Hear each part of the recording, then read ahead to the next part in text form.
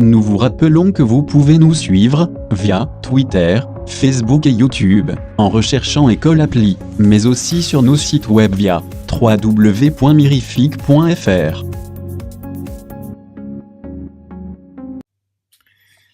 Salut, c'est Timena et aujourd'hui on va tester une Apple Watch.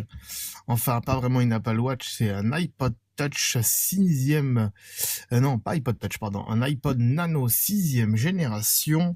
Et pourquoi on fait cette vidéo? Eh bien, c'est pour tester notre matériel pour plus tard, pour l'Apple Watch en elle-même. Donc, vous voyez qu'un un iPod Nano, je vais y arriver, on peut le mettre comme ça au bracelet. Voilà, il faut acheter un bracelet, hein, il se démonte ici. Il y a des petites vis ici, là, je sais pas si vous voyez, voilà, ici il y a des petites vis. Et donc comme ça, vous pouvez le démonter, enfin, vous pouvez mettre un bracelet.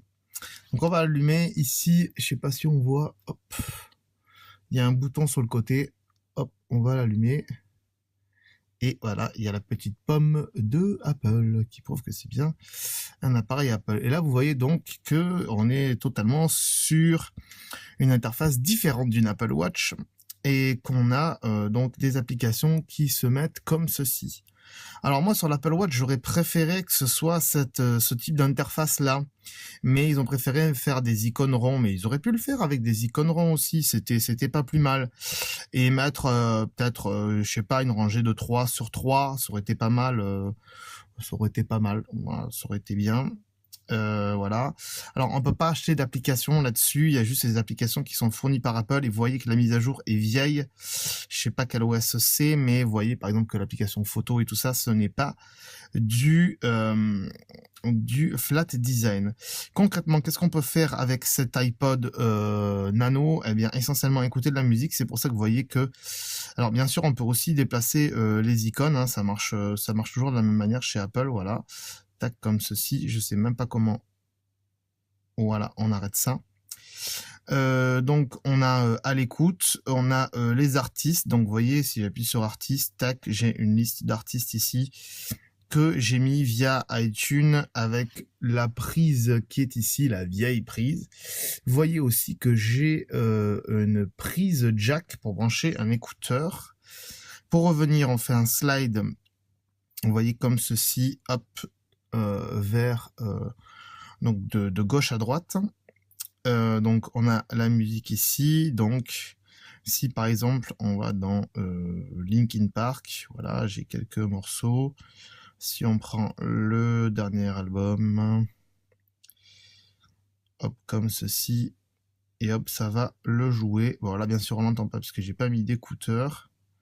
Vous voyez qu'on peut mettre en pause, donc, et ici avoir des informations, les Genius et compagnie.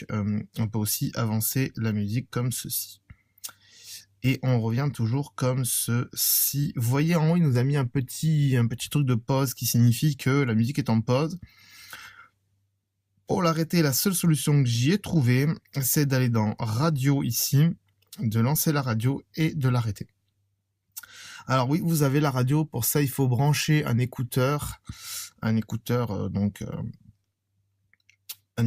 et puis vous avez la radio. On a le fitness, là, Nike Fuel Band ou je sais pas quoi, qui nous sert pour courir et tout ça, pour marcher. Honnêtement, je m'en suis jamais servi, mais vous voyez que c'est assez intéressant.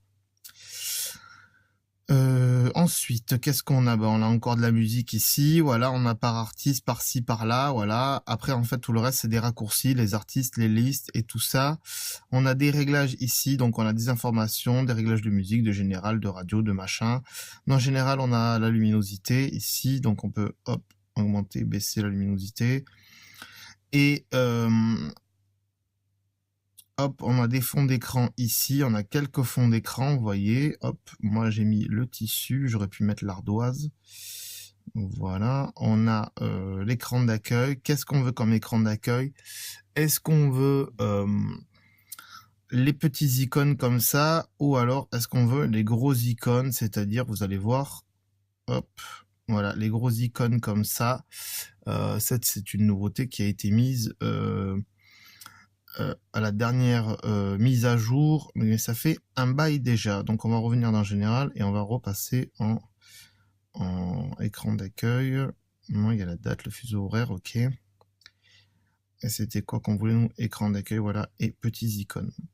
Ensuite, ici, musique. Qu'est-ce qu'on a comme réglage? On voit qu'on peut activer musique, Genius, les playlists. Vous voyez, on peut mettre tous ces icônes-là aussi. Moi, je les ai pas mis du tout.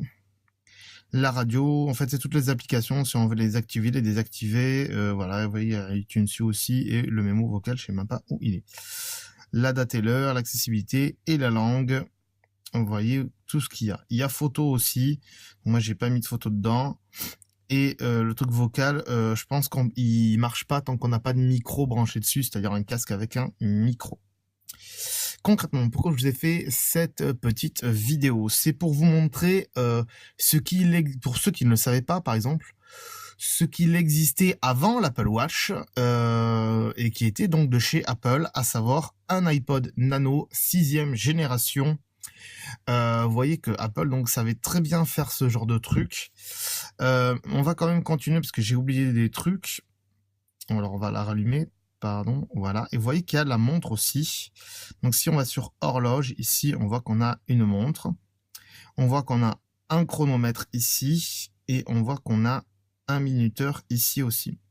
Ce qu'on peut faire, c'est qu'en tapotant sur la montre, on a des skins de montres différents, des Apple Face ou des Watch Face, pardon, différents. Vous voyez qu'il y en a pas mal.